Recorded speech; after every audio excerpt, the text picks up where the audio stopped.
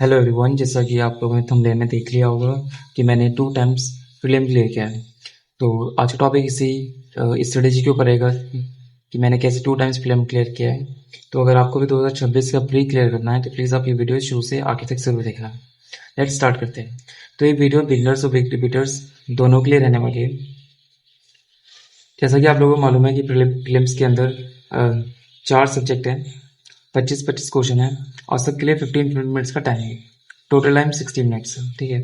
तो इस बार मे भी हो सकता है कि कट ऑफ कम जाए due to this section timing. ये लास्ट ईयर की प्री की 2025 की कट ऑफ है। आप अपने अकॉर्डिंग अपना टारगेट स्कोर देख सकते हो। कोशिश करना कि आप अपने टारगेट स्कोर से 10 मार्क्स थोड़ा ज़्यादा लेके आओ, जिससे कि आप थोड़ा सेफ रहो। तो लेट शुरू करते हैं वन बाय वन सब्जेक्ट से। तो ये है पहला सब्जेक्ट रीजनिंग, जो कि सबसे इजी होता है और स्कोरिंग होता है। इसमें आप इजीली फुल मार्क्स या 45 प्लस तो आप इजीली लगा सकते हैं। सो जो बिगनर्स हैं, जिनका भी सिलेबस कंप्लीट नहीं हुआ है, तो सबसे पहले उनको क्या करना है, अपना सिलेबस कंप्लीट करना है फर्स्ट 30 डेज में, ठीक है। और इसके लिए आपको कोई पेड बैच लाने की, कोई खरीदने की ज़रूरत नहीं है। आप यूट्यूब पे आप फ्रीली कर सकते हो इसे। और तो सबसे पहले आपको क्या करना है कि सबसे पहले जो अपना पूरा सिलेबस है, तीन कैटेगरी में डिवाइड कर लेना है, इजी, मॉडरेट और हार्ड। इजी में होते हैं जैसे like dice, calendar, clock, mirror, जो बहुत छोटे छोटे टॉपिक्स होते हैं जो 10-12 सेकंड में हो जाते हैं। उसके बाद कुछ मॉडरेट टॉपिक्स होते हैं लाइक ब्लड रिलेशन, सेट्स के क्वेश्चन होते हैं, कोडिंग के, सीरीज के, सिलोजिज्म के, सिटिंग अरेंजमेंट, डायरेक्शन, रैंकिंग।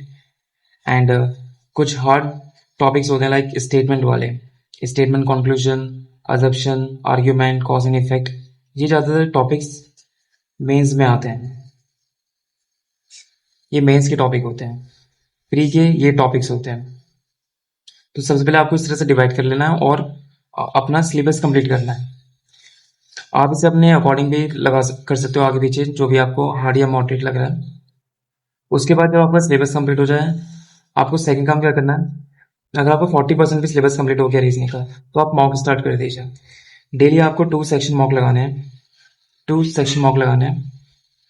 इससे क्या होंगे, डेली आप 50 क्वेश्चन की आपकी प्रैक्टिस होगी, राइट। उसके बाद आपको करना है कि जो रॉन्ग क्वेश्चन हो जाएंगे या कुछ क्वेश्चन जो अनअटेम्प्ट होंगे आपके, उसके आपको 10-10 क्वेश्चन की प्रैक्टिस करनी है। आप किसी भी PY क्योंकि बुक से प्रैक्टिस कर सकते हो, लाइक पेनिकल हो गई या कोई भी बुक जो आपके पास अवेलेबल है। जो भी रॉन्ग या अनअटेम्प्ट क्वेश्चन हैं, उनके आपको सिंपली स्क्रीनशॉट लेने हैं, राइट। और टेलीग्राम पे क्या करना है, एक फोल्डर बना लेना है। हर एक सब्जेक्ट का फोल्डर बनाना है आपको। एरर रीजनिंग के नाम से, एरर बुक के नाम से बना सकते हो आप। और वो स्क्रीनशॉट आपको उसमें डाल देना है, राइट।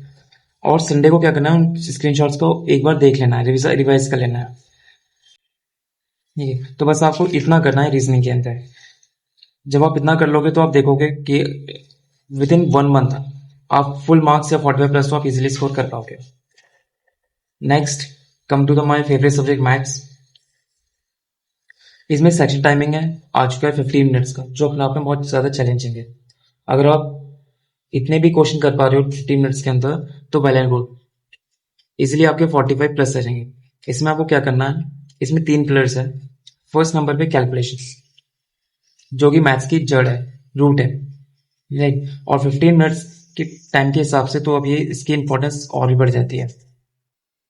कैलकुलेशन के लिए आपको क्या करना है, डेली 20 मिनट प्रैक्टिस करनी है कैलकुलेशन की। सबसे पहले सुबह उठते ही आपको कैलकुलेशन करनी है। इसके लिए आपको सबसे पहले क्या करना है कि मतलब 25 तक तो आपको टेबल याद होने चाहिए, 30 तक क्यूब्स, 40 तक स्क्वायर, और जो भी फ्रैक्शंस वैल्यूज होती हैं परसेंटेज की, ये और ट्रिपलेट्स हो गए, फैक्टोरियल्स हो गए, ये सब आपके टिप्स पे होने चाहिए। और इस तरह से आपको एक ऐसे चार्ट बना लेना है, यहाँ पे कुछ नंबर्स लिखना है, इधर कुछ नंबर्स लिखना है, और इधर इन सबको ऐड करना, राइट। इन सबको ऐसे ऐसे ऐड करना, इस तरह से। इससे क्या होगा, आपकी मल्टीप्लाई, प्लस, माइनस बहुत ज़्यादा स्ट्रॉन्ग प्रैक्टिस हो जाएंगे। क्योंकि जब आप क्वेश्चन देखते हो, क्वेश्चन के बाद जब आपको कॉन्सेप्ट पता होता है, तो उसके बाद बाकी काम बस कैलकुलेशन का ही रह जाता है। सेकेंड इंपॉर्टेंट है अर्थमेटिक। अर्थमेटिक में 12 से 13 क्वेश्चन तो प्रीलिम्स में आते ही आते हैं। इसके लिए क्या करना है, मैंने कुछ इस तरह से सिलेबस को डिवाइड किया। अर्थमेटिक के कुछ होते हैं बड़े टॉपिक्स और कुछ होते हैं small and easy topics. Big topics में like profit loss, discount, right, simple interest, compound interest, time and work, time and distance, mixture alligations, ये वो टॉपिक्स हैं जो जिनको आपको कंप्लीट करने में थोड़ा समय लगता है, लाइक एक हफ्ता 10 दिन भी लग सकते हैं। और कुछ होते हैं बहुत छोटे छोटे टॉपिक्स लाइक पर partnership, pi, boat and stream, average हो गया, एज हो गया, ट्रेन हो गया, रेस, डे आई, ये वो टॉपिक्स हैं जो मोस्टली आपके 1 या 2 दिन में कंप्लीट हो जाते हैं। तो आपको इसमें इस तरह से आपको सिलेबस कंप्लीट डिवाइड कर लेना है। आप अपने अकॉर्डिंग भी डाल सकते हो, लाइक सपोज आपको अगर परसेंटेज हार्ड लगता हो तो आप इधर डाल सकते हो, रेशियो प्रोपोर्शन हार्ड लगता हो या एवरेज हार्ड लगता हो तो आप इधर डाल सकते हो, राइट। इस तरह से आपको डिवाइड कर लेना है। सेकंड क्या करना है आपको, इस चैप्टर के साथ सपोज आप प्रॉफिट एंड लॉस चैप्टर आपने स्टार्ट किया, राइट, तो इसके साथ आप कोई इजी टॉपिक ले सकते हो, लाइक पाइप वाला चैप्टर उठा लिया या बोट एंड स्ट्रीम उठा लिया। मीन्स इसके आपको 25 क्वेश्चन की प्रैक्टिस करनी है एक टॉपिक से, और साथ में क्या करना है, इन छोटे छोटे टॉपिक्स के 10 क्वेश्चन 10 क्वेश्चन आप कर सकते हो प्रैक्टिस में। तो 35 क्वेश्चन की आपकी डेली प्रैक्टिस होगी, राइट। और साथ में क्या करना है आपको, सब टाइप वाइज सबके नोट्स भी बनाने हैं, राइट, जो लास्ट में बहुत ज्यादा रिवीजन के लिए हेल्पफुल रहेंगे आपके लिए।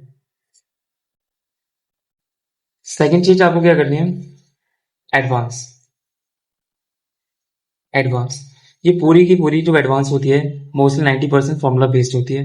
अगर if you know the formula, अगर आपको फॉर्मूला पता है तो आप इजीली क्वेश्चन को अटेम्प्ट कर पाओगे। अगर नहीं पता है तो आप प्रॉब्लम आएगी।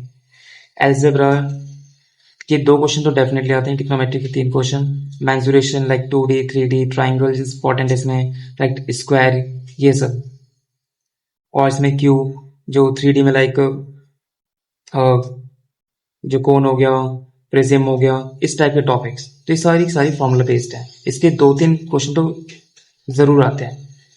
ज्योमेट्री में सर्कल एक्सट्रीमली इंपॉर्टेंट है। कोऑर्डिनेट ज्योमेट्री का एक क्वेश्चन आता है लाइक स्लोप का, जिस नो सॉल्यूशन टाइप वाले क्वेश्चन आते हैं, right. Number system, HCF, LCM आता है। तो आपको इसमें क्या करना है, एक नोटबुक बनानी है।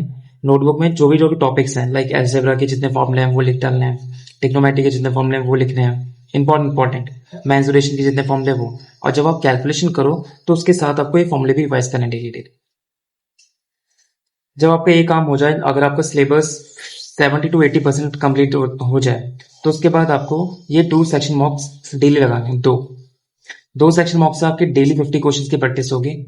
और आपने 60 क्वेश्चन 60 डेज भी अगर आपने प्रैक्टिस कर लिया तो 3000 क्वेश्चन आपके ये। और यहाँ आप 35 क्वेश्चन की प्रैक्टिस तो कर ही रहे हो, 25 क्वेश्चन की और 10 क्वेश्चन की, इससे आपके बहुत सारे क्वेश्चन की प्रैक्टिस हो जाएगी, राइट। और अगेन मॉक लगाने के बाद आपको क्या करना है, जो भी क्वेश्चन रॉन्ग या अनअटेम्प्ट है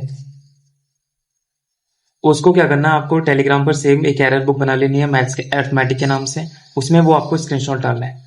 ये बहुत ज्यादा एक्सट्रीमली इंपॉर्टेंट है। इससे मेरे 15 से 20 नंबर बढ़ गए थे, क्योंकि हम उन एरर बुक में वो क्वेश्चन डाल रहे हैं जो हमसे अनअटेम्प्ट होते हैं, रॉन्ग होते हैं, राइट। और लास्ट में जब उनका आप रिविजन करोगे, संडे वाले दिन आपको रिविजन कर लेना है उनका, राइट।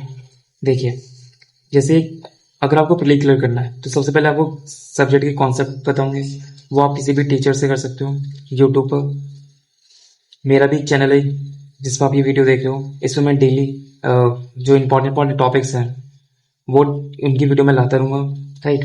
आप वहाँ से भी कर सकते हो। प्रैक्टिस के लिए आप क्या कर सकते हो, कोई भी पीवाई की बुक से आप प्रैक्टिस कर सकते हो। दूसरा, मॉक से आपकी प्रैक्टिस हो रही है डेली। रिवीजन आप संडे में कर ही रहे हो। रिवीजन के लिए आपको क्या करना है, लिमिटेड सोर्सेज रखने हैं, जैसे आपका मल्टीपल रिवीजन है, राइट। तो ये एक सिंपल स्ट्रेटेजी है। Next, come to the next topic, that is English. ये इंग्लिश, इसमें भी मेनली 3 प्लेयर्स हैं, वोकैब, ग्रामर, ओडीटी। वोकैब के लिए कोई भी, जैसे आप कोई भी अगर पीवाई की बुक फॉलो कर रहे हो, जैसे कि ब्लैक बुक, राइट। मैंने कौन सी बुक करी थी, रानी मैम की समुद्र मंथन बुक फॉलो की थी, और इसके 10 से 12 क्वेश्चन तो जरूर आते हैं।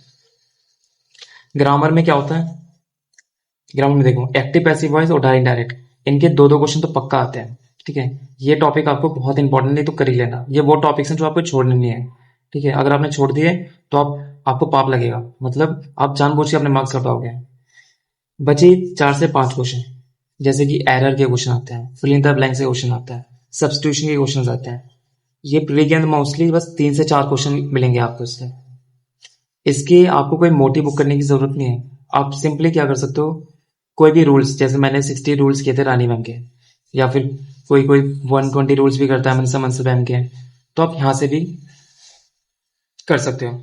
इनसे 4-5 क्वेश्चन करने के बाद ये काफी है, 60 रूल से काफी हो जाएगा। उसके बाद आपको करनी है प्रैक्टिस।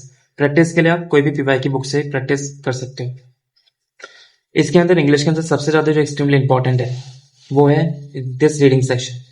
प्री के अंदर तो आपको सिंपली 5 क्वेश्चन का एक क्लोज टेस्ट आता है, लेकिन अब आपको मेंस देना है, और मेंस में पैसेज आते हैं 20 क्वेश्चंस, मतलब 45 में से आउट ऑफ 25 क्वेश्चन तो आपको रीडिंग सेक्शन के होते हैं। इसके अलावा PQRS के 2 या 3 क्वेश्चन तो आते हैं। तो ये रीडिंग एक्सट्रीमली इंपॉर्टेंट है। इसके लिए आपको अभी से क्या करना है, आपकी रीडिंग हैबिट अच्छी होनी चाहिए, अंडरस्टैंडिंग अच्छी होनी चाहिए। उसके लिए आप क्या कर सकते हो, कोई भी जैसे डिजिटल न्यूज़पेपर आते हैं, लाइक कोई भी एडिटोरियल, जैसे इंग्लिश माध्यम में भी आता है, कोई भी बुक, मतलब आपको रीडिंग लगानी है। और डेली आपको 1 या 2 क्लोज टेस्ट या पैसेज की प्रैक्टिस करनी है किसी भी PYQ बुक से, राइट। किसी PY की बुक से आपको एक क्लोज टेस्ट की प्रैक्टिस करनी है, पैसेज की प्रैक्टिस करनी है, राइट। और 15 मिनट रीडिंग लगानी ही लगाना। डेली आपको फिर क्या करना है, जब आपका थोड़ा सिलेबस कंप्लीट हो जाए तो आपको मॉक की प्रैक्टिस करनी है। 1 या 2 सेक्शन मॉक लगाने हैं आपको, और सेम काम इसके साथ भी करना है। जो भी रॉन्ग क्वेश्चन है उसको आपको टेलीग्राम में जो आपकी एरर बुक बनाई है, ठीक है, उसमें डालना है, और संडे को आपको रिविजन करना है। ये बार बार एरर बुक बहुत इंपॉर्टेंट है। इसकी इंपॉर्टेंस आपको लास्ट मोमेंट पता चलेगी, जब आप खुद ही इंप्रूवमेंट देख लोगे कि हाँ इंप्रूवमेंट हो रहा है इस एरर बुक से। तो ये है सिंपल आपकी इंग्लिश की strategy. Next come to the this GS, जैसे सब लोग डरते हैं। इसमें क्या करना है, अगर आप कोई भी अगर बुक फॉलो कर रहे हो या कोई भी टीचर फॉलो कर रहे हो तो वेल एंड गुड, आप करते रहिए ऐसे।